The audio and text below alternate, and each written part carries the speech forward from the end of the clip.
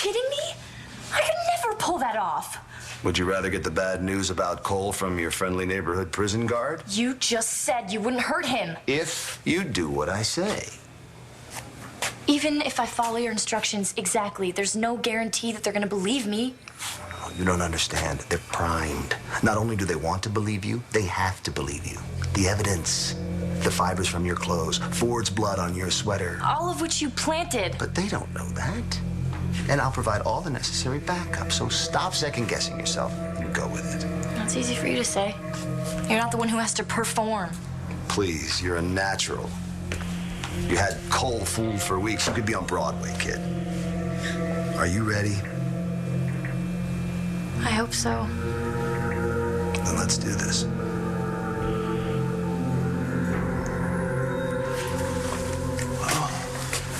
I think we've given them enough time to confer, don't you? Oh, I certainly do. Lead the way. Go.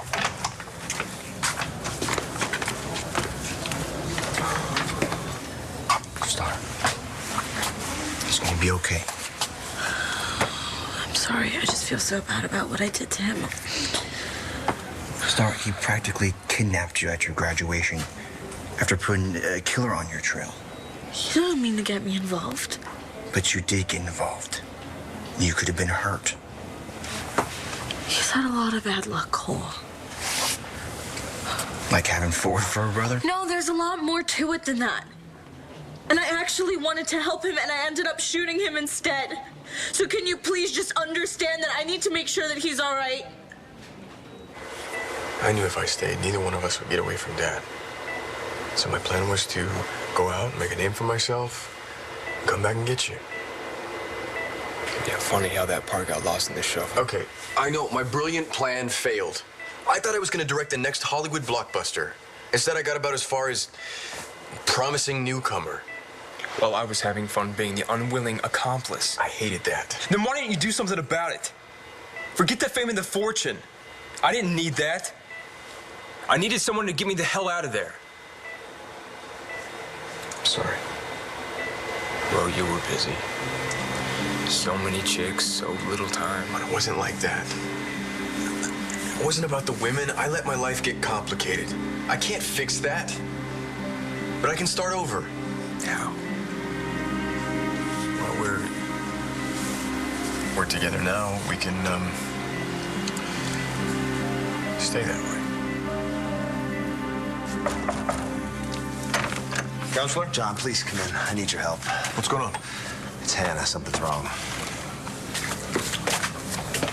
You see someone in trouble, and you try to help.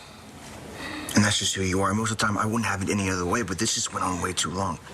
I didn't know that when I first got involved.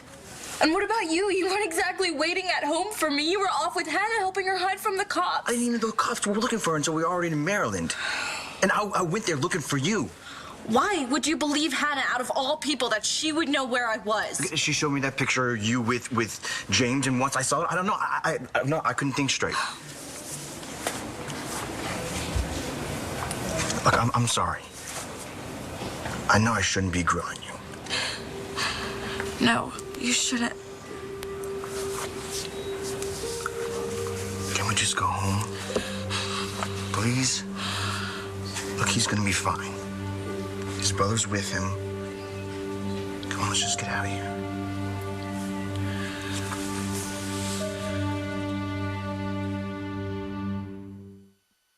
But how can she... I mean, people can't stay on these machines forever. And what kind of life is that? That's why we're urging the family to make a decision. Whether to continue with it or not. But if Vange can't breathe without help, and we take her off those machines... No one wants to do that, Layla, but, it actually might be the kindest thing for her. But how can I be the one to decide that? I'm sorry, Miss Williamson. This is not a situation that anyone wants to deal with. I'll give you some time to think. Oh, I can't believe this. I know, and, we came here to tell her that we're getting married. And now I have to be the one to decide whether to keep my sister alive. That is not up to you.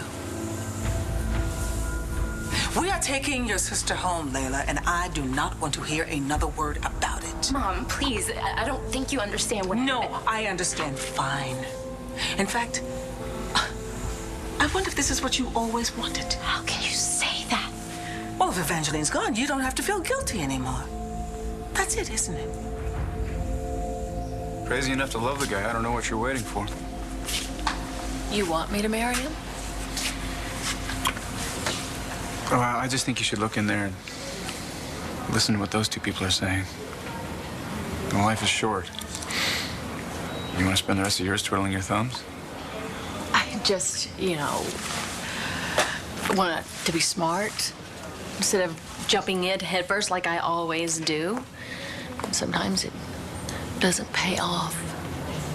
Maybe. Maybe what? I just think most people spend 90% of their lives totally miserable, and the other 10% their sleep. And I think if you found someone who can give you better odds, I think you should take it. That might be one of the nicest things you've ever said to me, Todd. I want you to be happy before it's too late. You really think we can just go back to the way things were when we were kids? Look, I know I let you down before, James, okay? But not this time. I want to help you any way I can. Until you decide it's too much work. I'm not gonna bail on you. The other day, Star asked me if I was anything like my brother. She meant, do I hit on everything that moves? And I said no.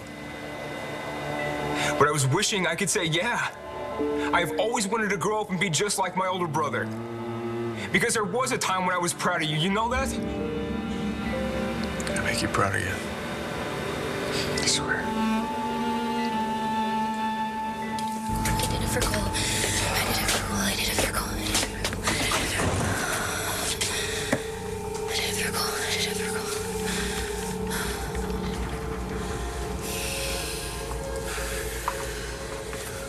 I want to go home too. Good. Just let me tell James that I'm leaving.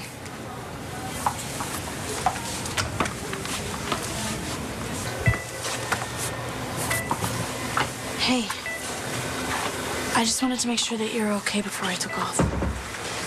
Yeah, no. Yeah. With Cole. Don't let us keep you. You take care of yourself, okay? Star, wait. Could you give us a minute?